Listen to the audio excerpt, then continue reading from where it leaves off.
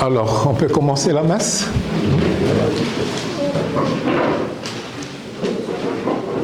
Au nom du Père et du Fils et du Saint-Esprit, que la grâce et la paix de Dieu soient toujours avec vous.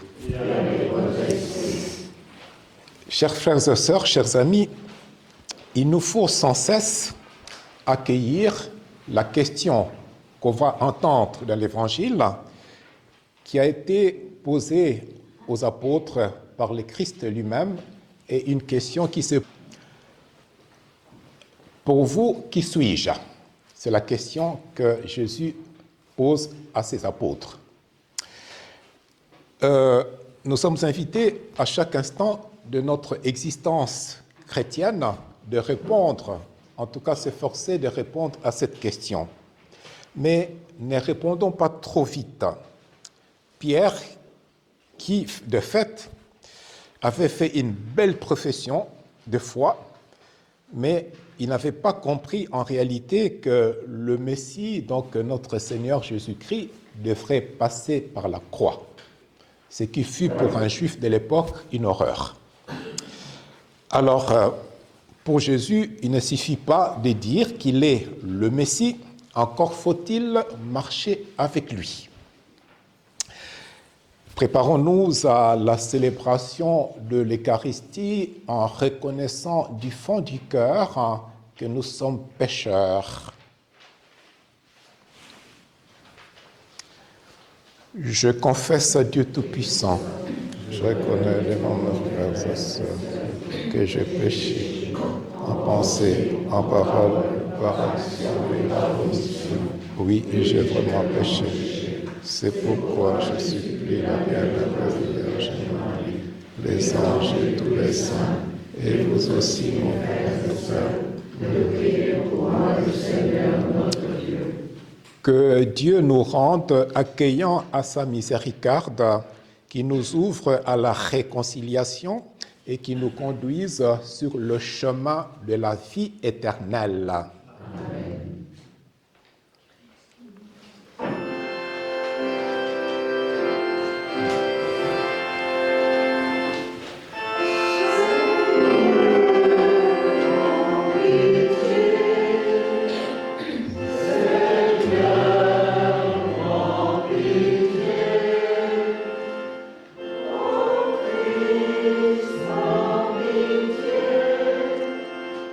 Oh,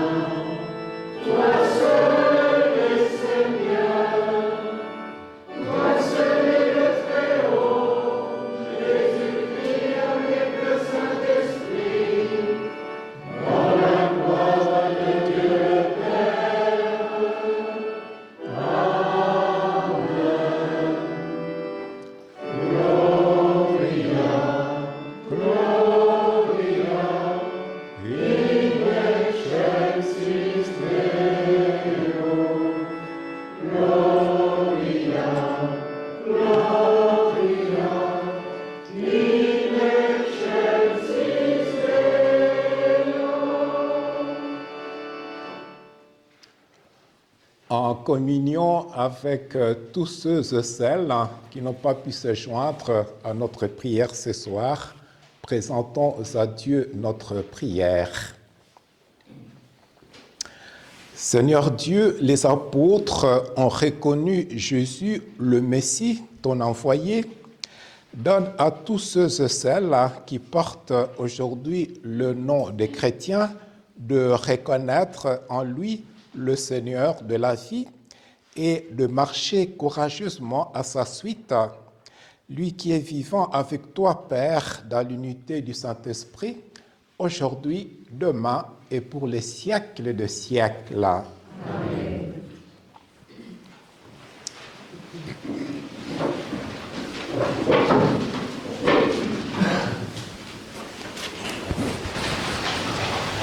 Lecture du livre du prophète Isaïe.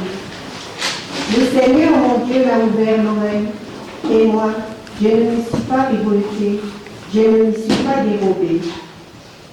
J'ai présenté mon dos à ceux qui me frappaient, et mes joues à ceux qui m'arrachaient la barbe. Je n'ai pas caché ma face devant les outrages et les crachats. Le Seigneur, mon Dieu, vient à mon secours. C'est pourquoi je ne suis pas atteint par les outrages. C'est pourquoi j'ai rendu ma face dure comme pierre. Je sais que je ne serai pas confondu. Il est proche celui qui me justifie. Quelqu'un veut-il plaider contre moi? Comparaissons ensemble. Quelqu'un veut-il m'attaquer en justice? Qu'il s'avance vers moi. Voilà le Seigneur mon Dieu, il prend ma défense. Qui donc me condamnera? Parole du Seigneur. Nous rendons grâce à Dieu.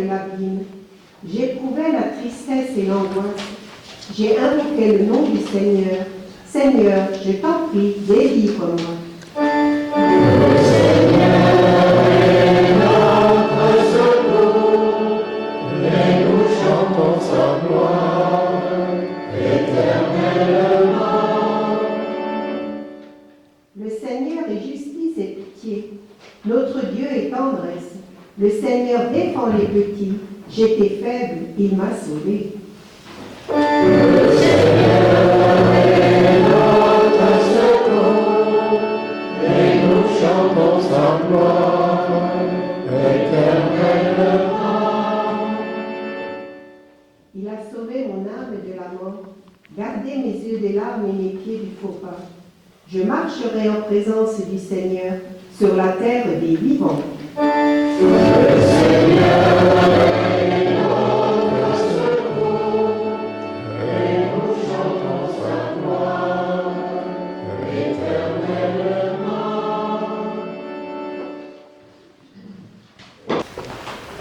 Lecture de la lettre de Saint Jacques. Mes frères, si quelqu'un prétend avoir la foi sans la mettre en œuvre, à quoi cela sert-il? Sa foi peut-elle le sauver? Supposons qu'un frère ou une sœur n'ait pas de quoi s'habiller, ni de quoi manger tous les jours. Si l'un de vous leur dit « Allez en paix, mettez-vous au chaud et mangez à votre faim », sans leur donner le nécessaire pour vivre, à quoi cela sert-il? Ainsi donc, la foi, si elle n'est pas mise en œuvre, est bel et bien morte. En revanche, on va dire, toi, tu as la foi, moi, j'ai les œuvres. Montre-moi donc ta foi sans les œuvres. Moi, c'est par mes œuvres que je te montrerai la foi. Parole du Seigneur. Nous rendons grâce à Dieu.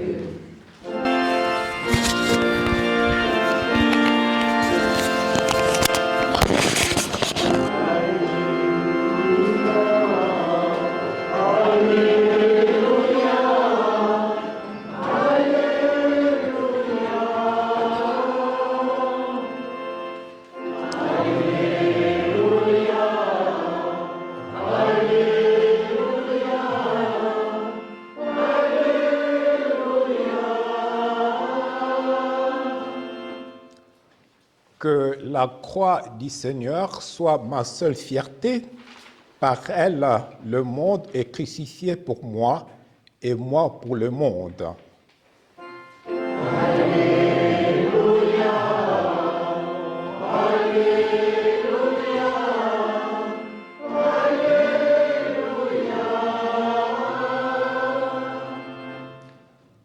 Le Seigneur soit avec vous.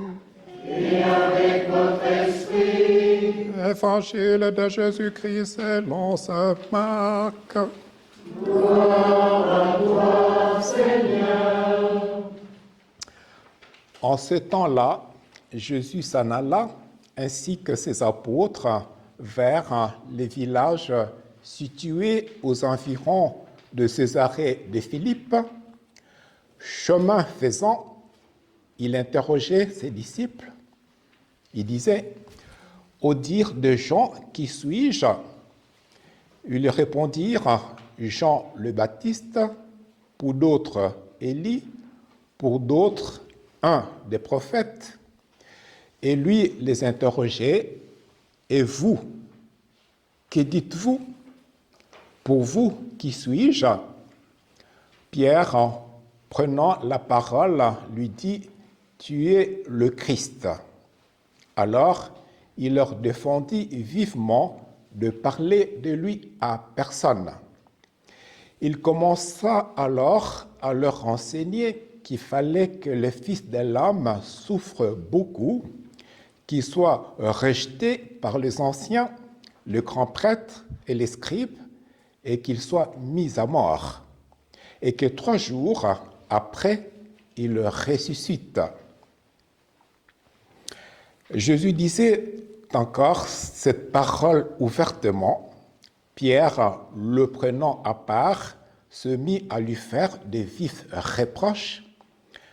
Mais Jésus se retourna et voyant ses disciples, il interpella vivement Pierre, « Passe derrière moi, Satan.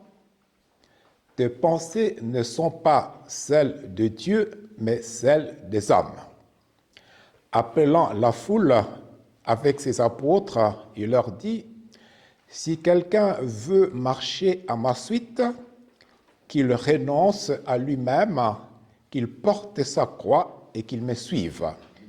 Car celui qui veut sauver sa vie la perdra, mais celui qui perdra sa vie à cause de moi et de l'Évangile la sauvera. Acclamons la parole de Dieu. Louange à toi, Seigneur Jésus.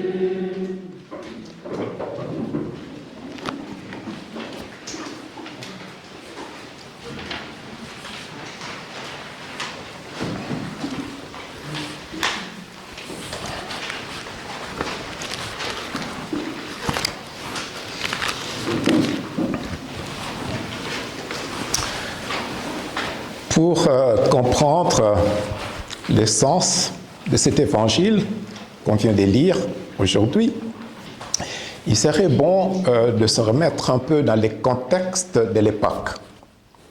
L'évangile nous montre que les contemporains de Jésus avaient sur lui des opinions diverses. Pour les uns, Jésus n'était que le fils du charpentier de Nazareth. Pour d'autres, un séditieux, un agitateur politique, voire un possédé du démon. Et pour d'autres encore, c'était un prophète. Peut-être, disaient certains, Élie en personne.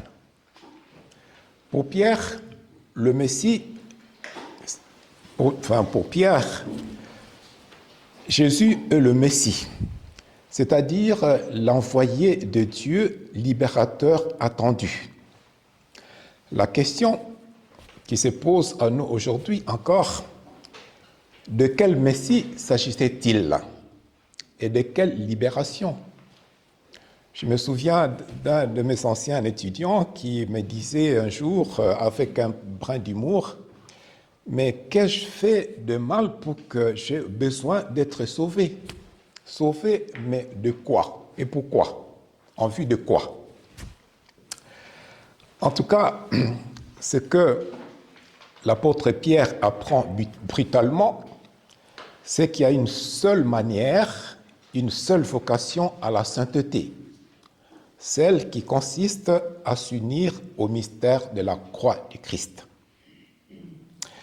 La réaction très humaine de Pierre démontre que son attachement au Seigneur avait besoin d'être purifié. Le péché de Pierre, comme le nôtre de temps en temps, est une résistance au plan de Dieu et un désir, j'allais dire, égoïste de nous approprier les dons reçus de Dieu, Père. Sur ce point, j'aime beaucoup un adage allemand qui dit « Jede Gabe ist eine Aufgabe » Tout don est un devoir, mieux une tâche. Alors, je ne le dis pas en allemand pour montrer que je connais l'allemand, vous connaissez l'allemand plus que moi. Mais c'est-à-dire que dans la langue allemande, cette expression prend une force extraordinaire. En français, on dira que le don qu'on reçoit implique des devoirs. Mais ce n'est pas d'une implication dont il s'agit dans l'expression allemande. Il s'agit d'une identification. Dit autrement, le don, c'est exactement le devoir. Pour aller jusqu'au bout de la logique, le don que nous recevons de Dieu, en l'occurrence, nous donne plus de devoirs que de droits. Les paroles prononcées par Jésus, qui peuvent nous sembler un peu dures, « Passe derrière moi, Satan », ça résonne durement à nos oreilles. Pourtant, il s'agit en réalité d'une invitation adressée à l'apôtre Pierre à reprendre sa place à la suite de Jésus. Dit autrement, c'est une invitation à retourner derrière le Seigneur pour mettre ses pas dans les siens. En modernité, l'un, j'allais dire, des problèmes des rapports à Dieu, c'est que l'homme avec Nietzsche, hein, vous vous souvenez, ces grands, j'allais dire athées, qui a proclamé la mort de Dieu, ben, c'est la tendance de l'homme aujourd'hui à prendre la place de Dieu. Et c'est aussi, j'allais dire, présent, cette tentation dans l'Église. Les chrétiens, les prêtres, mais aussi les évêques, donnent parfois l'impression qu'ils prennent la place de Dieu. Monseigneur Laglaise nous l'a rappelé encore il y a quelques années, à la suite du jubilé de sacerdoce, qu'on a célébré la messe dans sa chapelle.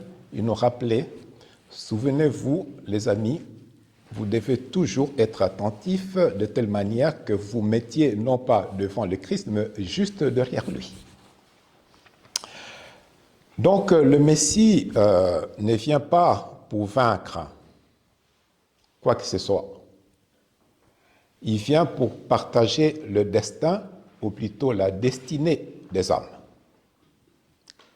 C'est sa manière de vaincre que de nous sauver. Non pas de manière triomphale, mais par la croix. Cela implique que chacune de nous, nous devons, et c'est dit dans l'Évangile, chacune doit porter sa croix. Mais aussi, nous devons communautairement porter nos croix. C'est la pédagogie de Dieu. La visée, c'est donc de réconcilier les hommes avec lui et entre eux. Alors, autre question, oui, mais à part la question pour vous, qui suis-je? Mais qu'est-ce que cela peut signifier que je crois en Dieu? Qu'est-ce que je dis quand je dis je crois en Dieu? Il faudra que nous soyons toujours capables de nous imprégner de cette question et de, j'allais dire, de trouver non pas la réponse, mais quelques éléments de réponse. Que nous soyons capables de rendre compte, comme le disait l'apôtre Jacques, soyez toujours prêts à rendre compte de la foi qui vous anime, qui vous habite. Une question que nous ne pouvons pas éluder, comme le font les disciples au début du récit, en répétant les on-dit. Les gens disent que, les autres disent que, d'autres disent, mais et vous, que dites-vous que je suis? Cette question-là, chers amis, doit nous accompagner tout le temps. La question aussi qui est Jésus, peut se doubler d'une autre question, quelle est la nature de notre foi? Est-ce que c'est une adhésion à des dogmes? Est-ce que c'est la tradition familiale? Est-ce que c'est un patrimoine reçu qu'il faut conserver? Est-ce que c'est la participation à la messe? Tout cela fait partie de la foi chrétienne, mais ça ne suffit pas. C'est d'abord et avant tout l'adhésion à quelqu'un, à une personne, c'est-à-dire la personne du Christ. Le connaître par le cœur. Et le Petit Prince de Saint-Exupéry nous rappelait qu'on ne voit bien qu'avec le cœur. Cela rejoint la Bible, particulièrement Isaïe et l'apôtre Jean. Donc, connaître Jésus par le cœur, ce n'est pas une chose sentimentale ou affective d'abord, c'est accepter d'entrer dans sa vision de vie. C'est accepter son mystère qui passe inévitablement par la croix.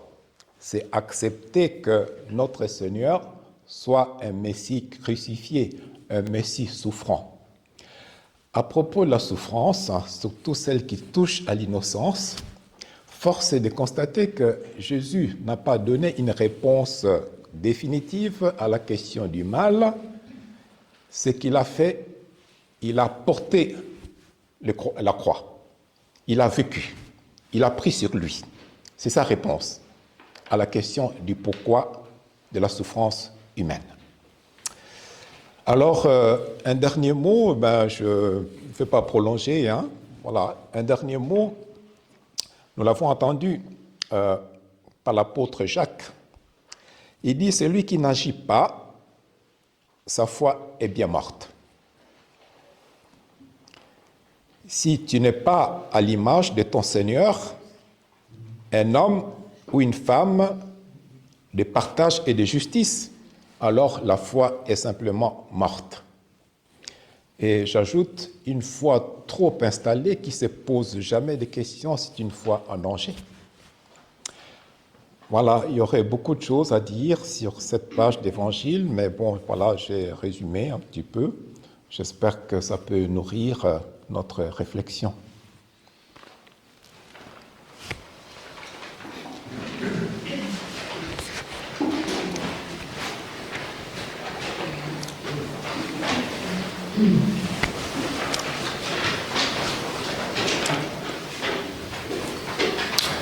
Voilà, après avoir écouté la parole de Dieu, après avoir médité la parole de Dieu, nous pouvons maintenant d'un seul cœur proclamer notre foi en Dieu, Père, Fils et Esprit.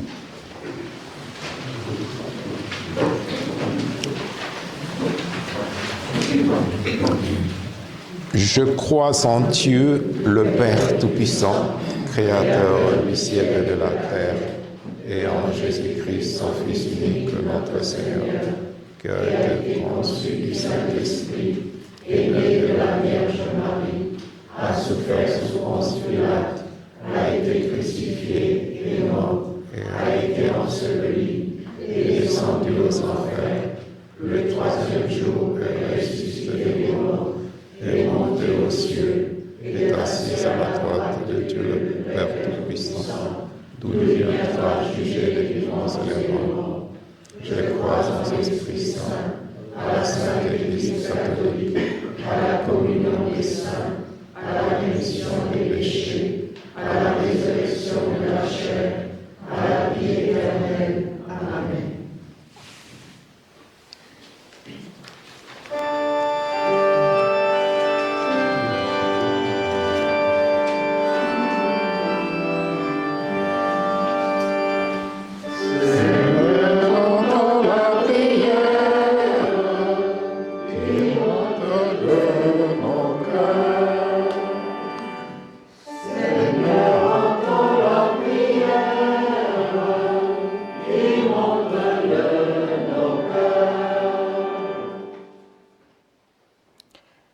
Avec la foi de Pierre et des apôtres en Jésus, le Messie, adressons à Dieu notre prière pour l'Église et pour le monde.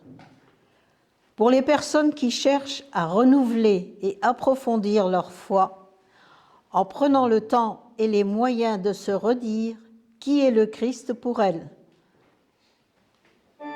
Seigneur, entends la prière qui monte de nos cœurs.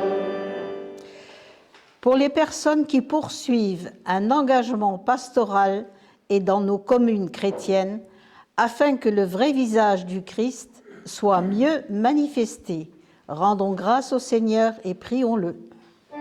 Seigneur, entends la prière qui monte de nos cœurs.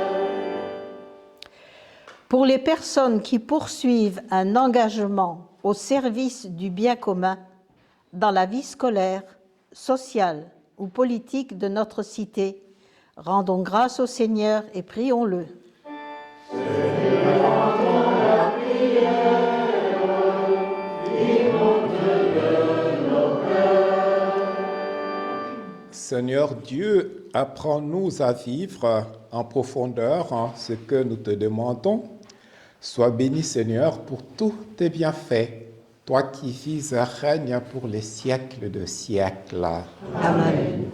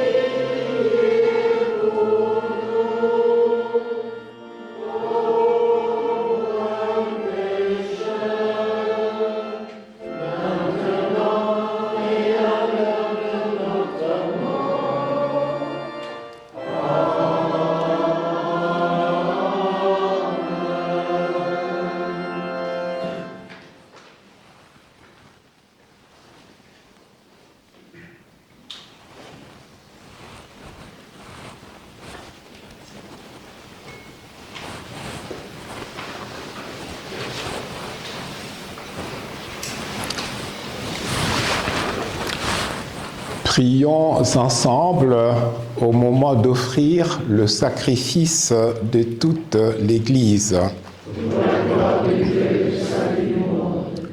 Sous les signes du pain et du vin, nous te présentons, Seigneur, l'offrande du Christ pour l'unité de son corps. Que ces sacrements entretiennent en nous la patience et la ténacité au service de la paix. Gloire à toi, Seigneur, pour les siècles de siècles. Amen. Le Seigneur soit avec vous.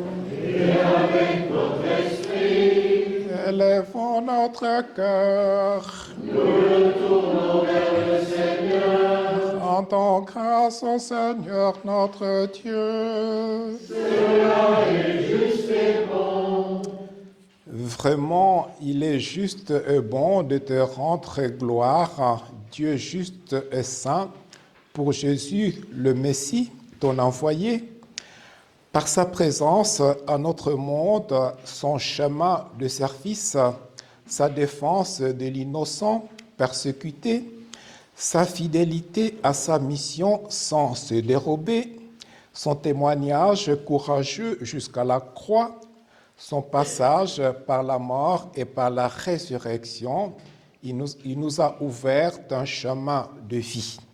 C'est pourquoi, avec les anges et tous les saints, avec tous ceux et celles qui ont mis en toi leur confiance, Dieu notre Père, nous te chantons.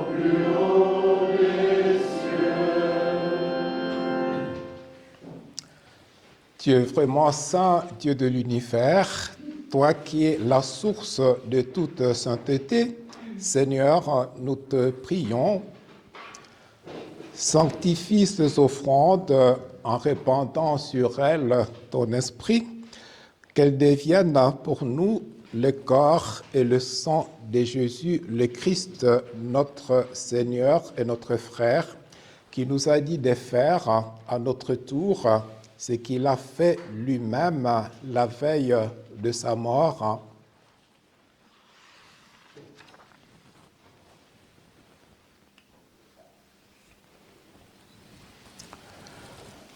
Au moment d'être livré et d'entrer librement dans sa passion, il prit le pain, il rendit grâce, il le rompit et le donna à ses amis en leur disant « Prenez et mangez-en tous, ceci est mon corps livré pour vous. »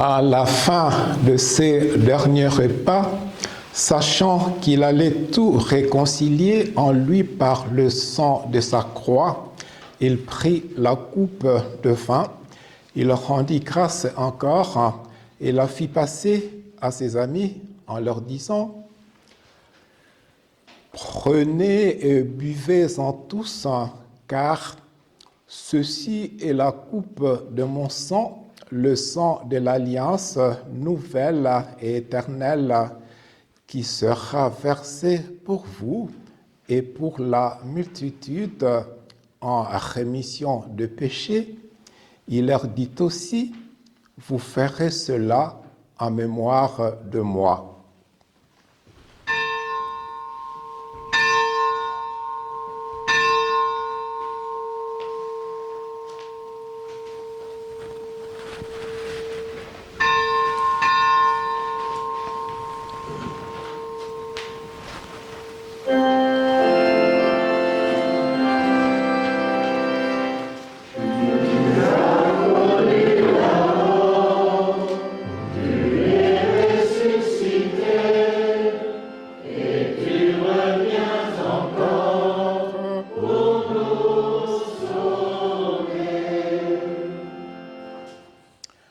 En faisant ainsi mémoire de la mort et de la résurrection de ton Fils, nous t'offrons, Seigneur, le pain de la vie et la coupe du salut, et nous te rendons grâce car tu nous as estimés dignes de nous tenir devant toi pour te servir.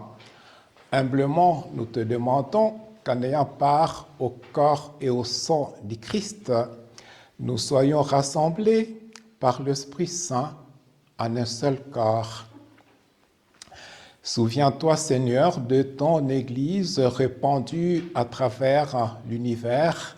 Fais-la grandir dans ta charité, en communion avec notre pape François, en communion avec notre évêque Philippe, en union avec tous les évêques, les prêtres et les diacres. Souviens-toi aussi de tous ces êtres chers qui nous ont quittés et dont le souvenir demeure à jamais gravé dans nos cœurs. Et nous pensons ici, entre autres, au président du Conseil des fabriques. Et sur nous tous, enfin, nous implorons ta bonté, permets qu'avec la Vierge Marie, la bienheureuse Mère de Dieu, avec Saint Joseph, son époux, avec les apôtres, les martyrs et tous les saints qui ont fait ta joie au long des âges, nous ayons part à la vie éternelle et que nous chantions ta louange et ta gloire par Jésus, ton Fils bien-aimé.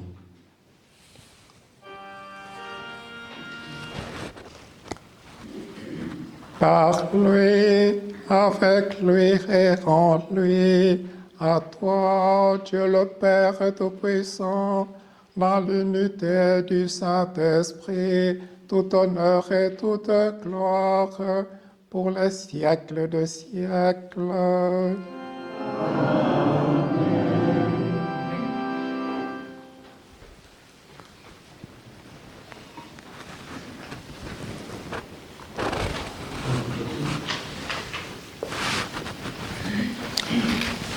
Unis à la prière de Jésus, animés par son esprit, nous osons dire « Notre Père, qui es aux cieux, que ton nom soit sanctifié, que ton règne vienne, que ta volonté soit faite sur la terre comme au ciel. Donne-nous aujourd'hui notre pain de ce jour. Pardonne-nous nos offenses, comme nous pardonnons aussi à ceux qui nous ont offensés, et ne nous laisse pas entrer en tentation, mais délivre-nous du mal. Car c'est à toi qu'appartiennent le règne, La puissance et la gloire, pour les siècles des siècles. Seigneur Jésus-Christ, tu as dit à tes apôtres, celui qui veut sauver sa vie la perdra, celui qui perd sa vie pour moi et pour l'Évangile la sauvera. Accorde à ton Église la grâce d'une fidélité généreuse et donne-lui ta paix aujourd'hui, demain et pour les siècles de siècles. Amen. Que la paix du Seigneur soit toujours avec vous. Dans la charité du Christ, échangeons un signe de paix. Du Christ.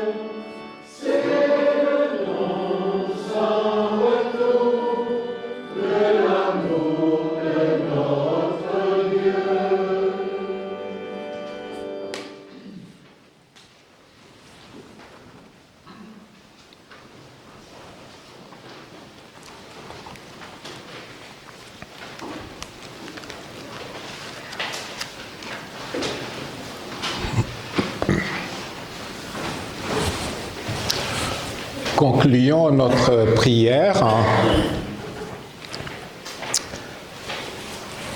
Heureux sommes-nous, Dieu notre Père, de recevoir dans cette Eucharistie la chair et le sang de ton Fils bien-aimé.